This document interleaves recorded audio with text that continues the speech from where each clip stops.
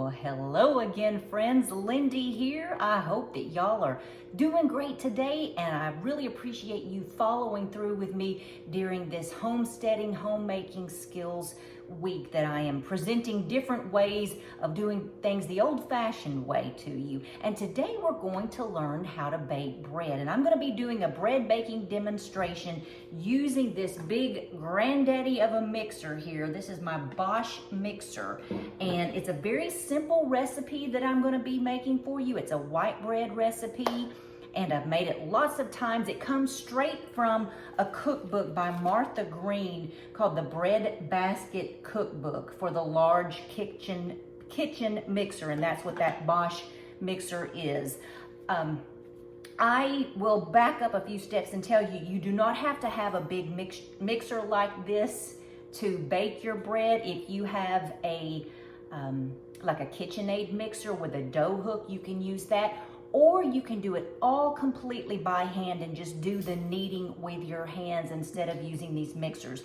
I bought this big mixer because for a long time I had a little business where I sold homemade bread at the farmers markets, and we can talk all about that too. You have to have your, well, every state is different, but in North Carolina you have to have your kitchen inspected by the North Carolina State of or Department of Agriculture. Boy, I'm stumbling over my words today, and you have to meet certain criteria. And anyway, we no longer meet that criteria, but it was great fun when I was doing this for the public. So what you're going to need, and I will have all of the ingredients listed below, and I'll also have everything on my website too if you want to go there for the recipe. But it's very easy. You are going to need some unbleached bread flour, and then just unbleached flour. I like to use white lily flour, but you use your favorite flour. You will need some yeast,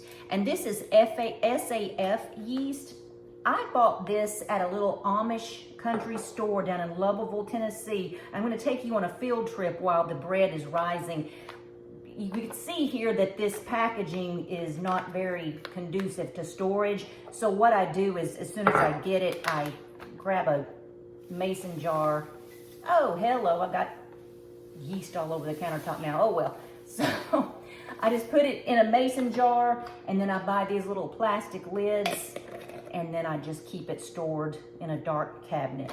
You're also going to need some oil, some cooking spray to keep your bread from sticking. You're going to need some sugar, 1 cup of sugar, some sea salt, some eggs, and you're going to need water too. So let me put an apron on, put my hair up, and turn the camera around, and we'll get started. Okay, so the first thing that I always do when I start to bake my bread is I make sure my entire kitchen is completely clean, because this is a messy job. It's a rewarding job, but it's very messy, and I can't stand a dirty kitchen. And so you want everything clean really well before you start in making this mess, and clean as you go. So what I have done is I've already started my oven, and I've turned it on to 375 degrees. I find that the bread rises better in a nice warm kitchen, and so I want to give my bread a good fighting chance to rise up really well. It is a cloudy day here, and it's starting to drizzle, and a lot of times the weather is makes your bread very fickle. It's hard to have a good rise sometimes when it is a rainy, cloudy day and your house is a little bit damp or cool. So I want to give it a fighting chance by getting that heat raised up here in the kitchen already. So to my bowl of my Bosch mixer, I'm going to add 4 cups of very warm water. Now you don't want it to be super hot because you don't want to kill your yeast, but you do want it to be good and warm. And then now I'm going to add 1 cup of sugar, and this is raw sugar. It's just not been bleached. Break 4 eggs, because you're going to add 4 beaten eggs to this mixture.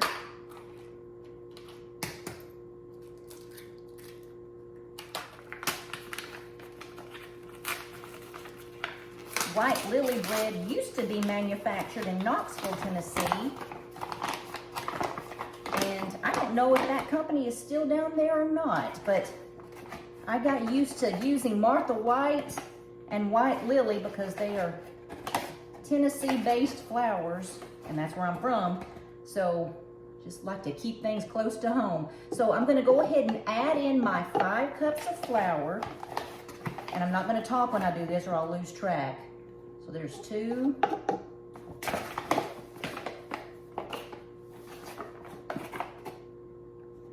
3,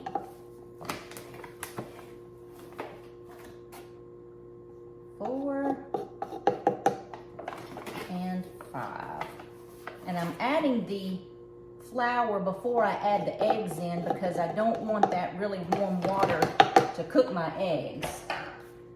So now I'll add the eggs on top of the flour.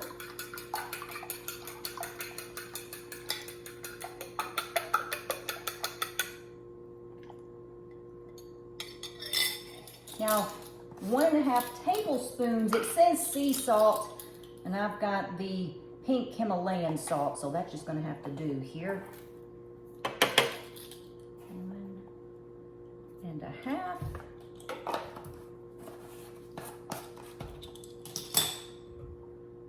And 1/4 cup of oil. This recipe calls for safflower, corn, or canola oil, but I don't like using those oils anymore.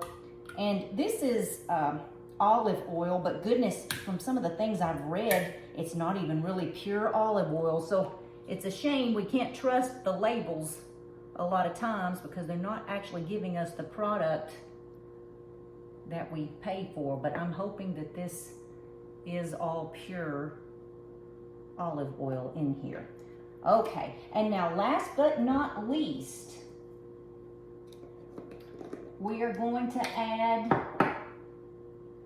the yeast. Most important, make that baby rise. So 3 tablespoons of yeast. And then I'm going to turn the mixer on. Let me go get the lid for this really quick. So here we go. See that this makes very light work of making a lot of bread. Oh, it already smells like heaven.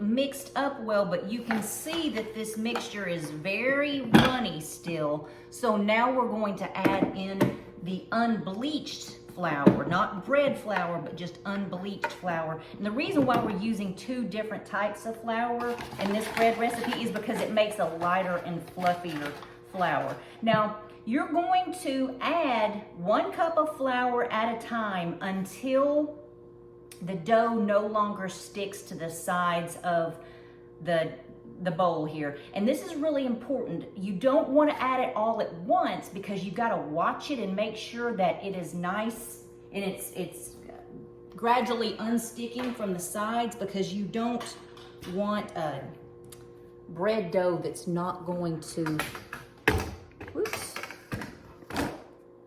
rise well. So now we're going to add 1 cup of the unbleached flour at a time until the dough comes away from the sides of the bowl.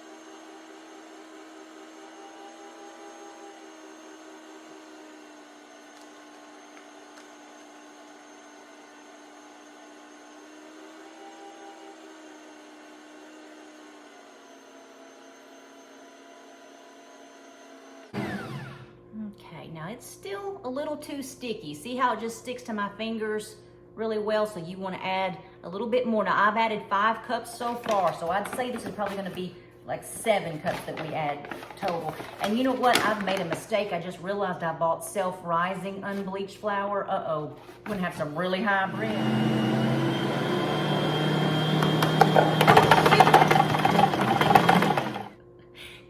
wasn't my hand. Okay, now that you see that it has pulled away from the sides here, I am going to set my timer for 5 minutes and knead this bread, but with my machine. And now if you were doing this by hand, you would just plop it out on your countertop. You might want to put some oil on your countertop and then knead it on the countertop. But I am going to use this because it makes light work of the job. So I'm going to set my timer and turn it on.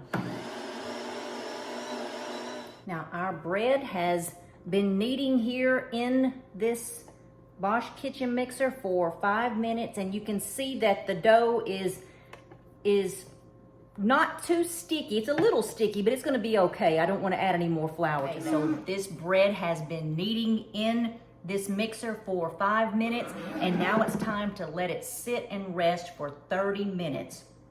This bread has 2 different rising times. The first rise, put it into the bread pans, and it's gonna rise for another 30 to 45 minutes. So while this is rising, I'm gonna take you on a really quick little field trip down to a Mennonite store, an Amish country store down in Lobelville, Tennessee. While I was down in Tennessee a few weeks ago, I drove to Lobelville, Tennessee to a little country store called the Cane Creek Market. And I haven't been back in years, but I wanted to go because they have so many great spices, and particularly they have a ham-based broth that I love to put in my beans, and it doesn't have any MSG, and it is so good. But as you can see, they have a lot of bulk spices, and they cater to the Amish and Mennonites in that area, but they also have a lot of folks just coming in, or as the English folks as they call them, coming in like me to shop on occasion. And you can see they've got all sort of different cooking implements and canning things. They have a huge selection of teas and different types of sugars. They have, oh my goodness, what else in there? They have a lot of things that you don't typically see at your conventional grocery stores. And so I just love to go down here when I can and visit with them, and then just buy up a bunch of bulk items. You can see they also have a lot of cookbooks that are written by Amish people and Mennonite people, and I bought a couple of them in years past. They're good little cookbooks. The people there are so sweet and so friendly, and I grew up down the road in Waverly, and I would see the Amish people come to town, and sometimes the men would work at doing painting jobs and different jobs there in downtown Waverly. They would drive their horse and buggies and have their long beards, and I just thought it was fascinating to watch them. I wanted to be Amish really bad for a time. I don't know what in the world I was thinking, but I loved reading about them, and I romanticized that way of life. My goodness, I really wouldn't want to live like that. It would be difficult, but I commend them for doing it, because it is kind of a back to basics way of living, that is for sure. And I thought this was interesting. They had a lot of flours already milled, and they have high gluten flour, and I used to add gluten to my wheat berries that I ground years ago. I would add gluten to it, and isn't that funny? So many people have a gluten intolerance now, but you can buy wheat flour with high amounts of gluten in it. They used to call that gluten bread a long time ago too, so isn't it interesting how things have changed? They have a lot of different items to make candies with, and there's where I got my yeast. You can see they have nuts and different flavorings, honeys and maple syrups, and that is where my ham flavoring came from. And then all these wonderful candies too. I stayed away from those. And then Miss Rosemary is the owner, and she made me the best sandwich, the prettiest sandwich I've ever seen too. It was so good. And you can see some of the goodies that I brought home. I brought home some elderberries and all kinds of things. But this is the Cane Creek Market down in Lobelville, Tennessee. It is off of Highway 13, but it is not just a hop, skip, and a jump. You've got a good ways to go to get down there. But if you're ever in this part of the country, I would definitely recommend making a stop. While we're waiting for our bread to rise for the second time, I thought I would show you this contraption and see if you'd be interested in a demonstration of this too. This is a Wonder Mill, and I used this for a very long time to grind my own wheat berries up and make my own flour and then bake the bread from that. When you do that, you have a superior product, because when you buy flour from the store, they have to take out the vitamin E from the berry, and they have to take out, of course, the husk as well. And so you're left with a really pretty nice flour, but it doesn't have all of those beneficial properties that freshly ground flour has. And so for years, I would bake bread with that freshly ground wheat. And also you can buy wheat berries that are non-GMO, and they're ancient grains too. You don't have to buy newer grains. So if, for instance, you are someone who is gluten-free because you can't tolerate the wheats that are commercially farmed, you may do better by buying ancient grains that are non-GMO wheat berries and grinding your own wheat in order to eat bread. Now, it's an expensive task to do that, so I understand if you don't want to go through all the trouble of doing that, but we really enjoyed doing this for many years, and this was another selling point too if you're ever interested in selling your bread. If you bake freshly ground wheat berry bread, it is another way to get people interested in your product. So let me know in the comment section if you'd be interested in seeing a demonstration of this sometime in another video, and I'd be happy to do it for you. This bread has been rising for 45 minutes. I did move it to, I opened up my oven door and set it on top of my oven door that was preheating because it wasn't rising fast enough, but I'm gonna go ahead and stick it in the oven to bake now. Right, I just took these lovely loaves out of the oven. I'm gonna let them sit here in the pans for about 10 minutes to cool, then I'm gonna remove them from the pan.